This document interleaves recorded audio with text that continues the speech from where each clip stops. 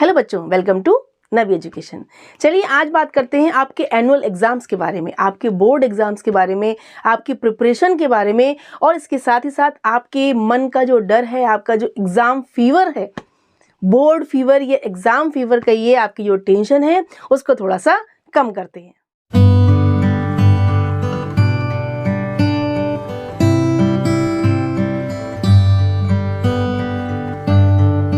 बच्चों आज का टॉपिक क्या है? एग्जाम फीवर को दूर कैसे करें। एग्जाम फीवर क्या होता है?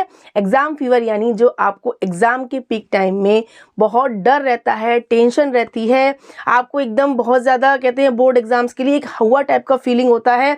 आपको अंदर से लगता है कि हम फाइनल एग्जाम्स में सब हम पढ़ रहे हैं वो हम भूले जा रहे हैं। ठीक है, यानी माइंड में बहुत ही स्ट्रेस, प्रेशर और डिप्रेशन की सी फीलिंग होती है। ठीक है, उस चीज़ को आज हम बहुत ही रिलैक्सिंग टिप्स के साथ आपके दूर करेंगे। मेरी फर्स्ट टिप होगी आपके फैमिली मेम्बर्स के लिए या आपके फ्रेंड सर्कल के लिए। क्या? देखिए, don't pressurise by giving instructions at the peak time, peak exam time. यानी एग्ज़ाम टाइम का जब आपका बिल्कुल ही पीक टाइम होता है, लास्ट टाइम होता है, एग्ज़ाम स्टार्ट होने वाले होते हैं, उस टाइम क्या होता है, फैमिली में बहुत ज़्यादा प्रेशर रहता है। फैमिली मेम्बर्स, चाहे वो आपके पेरेंट्स हों, चाहे वो आपके रिलेटिव्स हों, चाहे फ्रेंड्स हों, कोई भी हो, जो भी आपको मिलेगा आपको एक टाइप से हिदायत ही देगा, यानी आपके अच्छे के लिए तो कहेगा, लेकिन ये नहीं सोचते कि आपकी बच्चों के माइंड पर उस टाइम सिलेबस का कंप्लीट करने का, रिवीजन करने का कितना भयंकर प्रेशर होता है। ऐसे में जब फैमिली मेम्बर्स बार बार कहते हैं बेटा अच्छे से कर लिया कि नहीं कर लिया, भूलना नहीं चाहिए, एक मिनट वेस्ट मत करना, ऐसा मत करना, वैसा मत करना, वरना फेल हो जाओगे, वरना रह जाओगे, लाइफ में क्या करोगे, नहीं खूब पढ़ो, यानी बहुत सारे इंस्ट्रक्शंस होते हैं। ठीक है, होते अच्छे के लिए हैं, लेकिन इस टाइम बच्चों को थोड़ा रिलैक्स फील कराने की ज़रूरत है। इस तरीके से ऑल टाइम इंस्ट्रक्शंस देने से उनके माइंड में वैसे ही इतना ज़्यादा बर्डन है सिलेबस का, पढ़ाई का, आगे के फ्यूचर का, करियर का, साथ में हम एग्ज़ाम में क्या करेंगे, बहुत सारी चीज़ें होती हैं, उसका प्रेशर होता है। उसके बाद जो इतने ज़्यादा इंस्ट्रक्शंस दिए जाते हैं उससे भी बच्चा डबल प्रेशराइज हो जाता है, डबल ट्रिपल प्रेशराइज हो जाता है। वो इतना टेंस हो जाता है कि वो एग्ज़ाम में अच्छा परफॉर्म नहीं कर पाता है। इसलिए प्लीज़ फैमिली मेम्बर्स बच्चों को प्रेशराइज करने की बजाय उनके लिए बहुत ही हल्का माहौल, बहुत लाइट एटमॉस्फेयर को क्रिएट करें। सेकंड है, treat as a friend with your children. आपके फ्रेंड्स हैं, फैमिली मेम्बर्स हैं, जो भी हैं, वो बच्चे के साथ बहुत ही एज अ फ्रेंड बिहेव करें, ट्रीट करें। यानी जब उसका स्टडी टाइम है या जब वो रिलैक्स कर रहा हो या पढ़ रहा हो, कोई भी टाइम हो, उस टाइम उसको एक दोस्त की तरीके से साथ में ट्रीट करें। उससे उसको बहुत ही रिलैक्स, बहुत ही हल्का फील होगा, लाइट फील होगा और उसका पढ़ने में डबल मन लगेगा। उसके मन से थोड़ा सा बोझ कम होगा, बर्डन कम होगा, टेंशन कम होगी, बढ़ेगी नहीं, कम होगी और उसका पढ़ाई में, स्टडी की तरफ मन और ज़्यादा डाइवर्ट होगा। ठीक है, शेयर एवरी प्रॉब्लम और टेंशन विद योर फैमिली या फ्रेंड्स। बच्चों जब आपके एग्ज़ाम टाइम चल रहे हैं तो आपके पढ़ाई के टाइम मन में जो भी टेंशन हो, जो भी डाउट हो, जो भी प्रॉब्लम हो, चाहे आपके स्टडी से रिलेटेड हो या आपके फिज़िकल कोई भी आपकी किसी भी टाइप की आपकी प्रॉब्लम हो, उस टाइम आप उसको मन में ना रखें, क्योंकि मन तो वैसे ही आपका क्या है, भरा हुआ है पढ़ाई के टेंशन से। इसीलिए कोई भी प्रॉब्लम हो उसको तुरंत अपने फैमिली मेम्बर्स है ना, या फिर अपने फ्रेंड्स, जो भी आपके नियर एंड डियर वंस हैं, उनसे आप शेयर करिए। शेयर करने से एकदम मन आपका उस चीज़ से हल्का हो जाएगा, वो आपका जो प्रॉब्लम जो है वो सॉल्यूशन भी उसका निकल आएगा। ठीक है, ये आपके लिए एक तरीके से पॉजिटिव वे में आपको ले जाएगा। टेक अ ब्रेक और रिफ्रेशमेंट फॉर रिचार्जिंग। अब आप 24 घंटे तो आप पढ़ नहीं सकते। ठीक है, 24 घंटे पढ़ेंगे तो इंसान क्या होगा, पागल हो जाएगा। 24 घंटे नहीं पढ़ते हैं, कोई बच्चा 24 घंटे नहीं पढ़ सकता। ठीक है, उसको सोना भी ज़रूरी है, खाना भी ज़रूरी है, थोड़ा रिलैक्स करना भी ज़रूरी है, ब्रेक लेना भी ज़रूरी है। तो आप पढ़ाई के साथ साथ ब्रेक लीजिए, शॉर्ट ब्रेक लीजिए, रिफ्रेशमेंट लीजिए। क्यों? क्योंकि रिचार्जिंग ज़रूरी है। अगर आपको आगे पढ़ना है तो थोड़ा सा रिचार्ज होना पड़ेगा। रिचार्ज होने के लिए माइंड को, आँखों को, बॉडी को थोड़ा सा ब्रेक या रिफ्रेशमेंट बहुत ज़रूरी है। उसके बाद आपकी रिचार्जिंग होने के बाद आप अपनी स्टडीज़ को बहुत अच्छे से आगे कंटिन्यू कर सकते हैं। ठीक है, don't take pressure about rank और percentage, but give your best output. आजकल क्या है, कंपैरिजन की दुनिया है, बहुत ज़्यादा कंपटीशन की दुनिया है, ठीक है।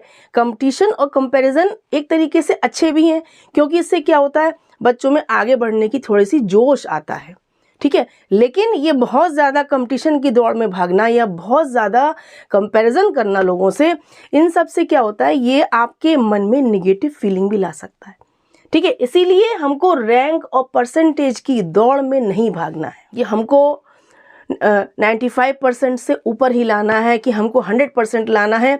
इस रैंक या परसेंटेज की दौड़ में क्या होगा, इसमें आपका फ़ायदा नहीं, नुकसान ही होगा। बल्कि आपको इसकी बजाय क्या करना है, रैंक और परसेंटेज को हटाते हुए दिमाग से आप केवल बहुत ज़्यादा हार्ड वर्क करिए, अच्छे से पढ़ाई करिए और अपना बेस्ट आउटपुट दीजिए।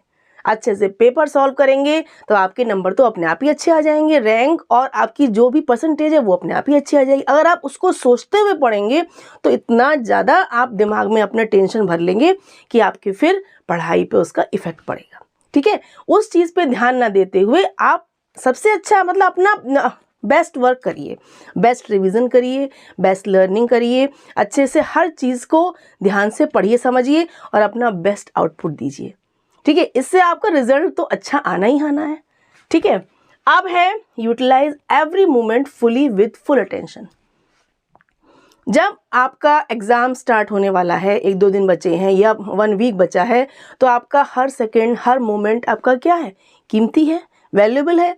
तो आप हर मोमेंट को, हर सेकेंड को, एवरी टाइम आप उसको यूटिलाइज कीजिए।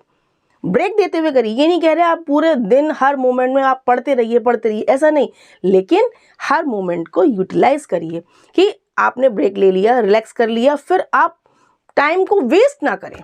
बिना टाइम वेस्ट करते हुए अपनी स्टडी को कवर कीजिए, अपने सिलेबस को कवर कीजिए, अपने रिवीजन करिए अच्छे से अच्छे। मेन क्या है, रिवीजन करिए। Don't compare your self with others. अब कंडीशन क्या आती है कि हमने सब अच्छे से रिवाइज कर लिया, ठीक है, हम एग्ज़ाम देने पहुंच गए, हॉल में पहुंचे, हमें क्वेश्चन पेपर हमें दिया गया, हमने पढ़ना स्टार्ट किया। अब कोई क्वेश्चन ऐसा आया सॉल्व करते करते कि हमारा एकदम दिमाग घूम गया कि ये तो बड़ा टफ है, ये हमने पढ़ा नहीं है, या हमने इसे कम देखा है, या हम इसे भूल गए हैं। इतना सोचते ही हम अपने टाइम को वेस्ट करते हुए अगल बगल जो स्टूडेंट्स बैठे हैं उनको देखना शुरू कर देते हैं कि वो क्या कर रहे हैं। देखें तो अगर उनको देख लिया हमने कि वो लगातार लिख रहे हैं, बिल्कुल अपने लिखने में मगन है, राइटिंग में मगन है, उनको वो किसी को नहीं देख रहे हैं, बस यही हमें बहुत ज़्यादा डाउन कर देता है। क्यों? क्योंकि फिर हमें फीलिंग ये आती है कि ये हमसे ज़्यादा होशियार है, जो इतना ज़्यादा फटाफट हर क्वेश्चन को सॉल्व कर रहा है और हम चुपचाप बैठे हैं। लेकिन उस टाइम हम ये भूल जाते हैं कि हम जो दूसरों को देखने में टाइम वेस्ट कर रहे हैं, तो जो हमारा आता हुआ पोर्शन भी है वो भी छूट रहा है।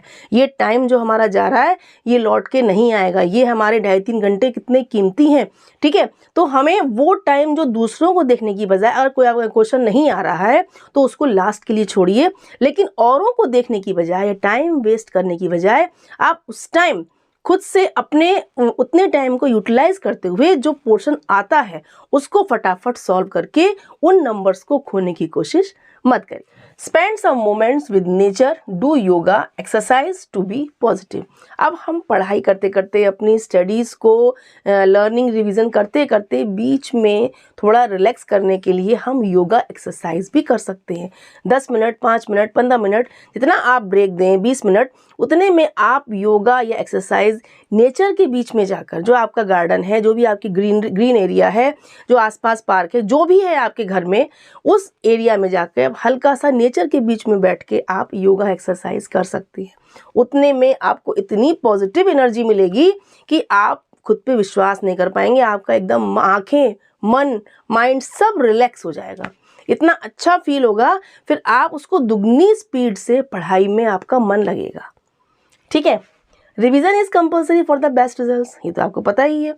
रिवाइज नहीं करेंगे तो क्या होगा, पीछे का पढ़ेंगे, उसके आगे बढ़ेंगे तो पीछे का भूलते जाएंगे, ठीक है। अगर रिवाइज नहीं करेंगे, रिवीजन तो बहुत ज़रूरी है, क्योंकि जब आप लर्निंग कर रहे हैं, इतने सारे चैप्टर्स हैं, सिलेबस है, फुल सिलेबस है, तो पीछे का लर्न करने के बाद एक टाइम शेड्यूल बनाइए, उसमें साथ साथ में उनको रिवीजन भी करते रहिए, ठीक है, पूरे सिलेबस को एक शेड्यूल के हिसाब से लर्निंग फिर रिवीजन, लर्निंग फिर रिवीजन। तो रिवीजन तो आपको लास्ट टाइम तक करना ही है, और आप सारे जो भी आप रिवीजन करते जाते हैं उनके जो जो हेडिंग्स, मेन पॉइंट्स होते हैं, हेडिंग्स होते हैं, उनको एक साइड में कहीं भी शॉर्टकट में उनको नोट कर लीजिए। जिससे क्या होगा, पेपर के एक दिन पहले आपको पूरी कॉपी खोल के देखनी नहीं पड़ेगी। उन मेन पॉइंट्स, मेन हेडिंग्स को केवल एक निगाह मार के ही आपका पूरा सिलेबस रिवाइज हो जाएगा। ठीक है, proper balance diet and proper sleep, ये तो बहुत ज़रूरी है। जो आपके पापा मम्मी, आपके पेरेंट्स, आपके रिलेटिव्स, आपके फैमिली मेम्बर्स जो आपसे कहते हैं कि प्रॉपर बैलेंस डाइट और प्रॉपर स्लीप, अगर आप नहीं सोएंगे एग्ज़ाम्स में तो आपको कुछ याद रहेगा? नहीं रहेगा। अगर आप बैलेंस डाइट नहीं लेंगे, भूखे रहेंगे, खाना वगैरह नहीं खाएंगे, उससे क्या होगा, जब आपकी बॉडी ही सही से वर्क नहीं करेगी तो माइंड कैसे वर्क करेगा, मैं ये बताइए। इसीलिए बैलेंस डाइट माने आप बहुत ज़्यादा मत खाइए, जो आपको अच्छा लगता है वो भी साथ साथ में लीजिए, लेकिन बैलेंस प्रॉपर फ्रूट्स है, मिल्क है, और आपका जो भी हेल्दी डाइट है वो भी साथ में थोड़ी थोड़ी लेते रहिए।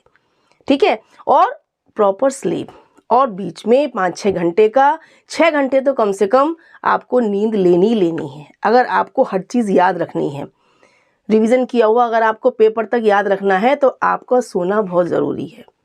ठीक है, माइंड तभी तो काम करेगा, मेमोरी कैसे काम करेगी अगर उसको रिलैक्स नहीं मिलेगा, तो वो कैसे काम करेगी, है ना। इसीलिए प्रॉपर स्लीप, 6 घंटे की नींद तो बहुत ज़रूरी है।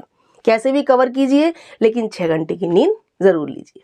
आई होप मेरे ये रिलैक्सिंग टिप्स जो हैं वो आपके एग्ज़ाम्स में बहुत हेल्प करने वाले हैं, क्योंकि इससे आपका क्या हुआ, एग्ज़ाम का डर खत्म हो जाएगा। जब एग्ज़ाम फीवर चला जाएगा, एग्ज़ाम का डर खत्म हो जाएगा, तो पेपर तो अपने आप अच्छे होने ही हैं। जब पेपर अच्छे होंगे तो रिजल्ट्स तो द बेस्ट होने ही हैं। So best of luck.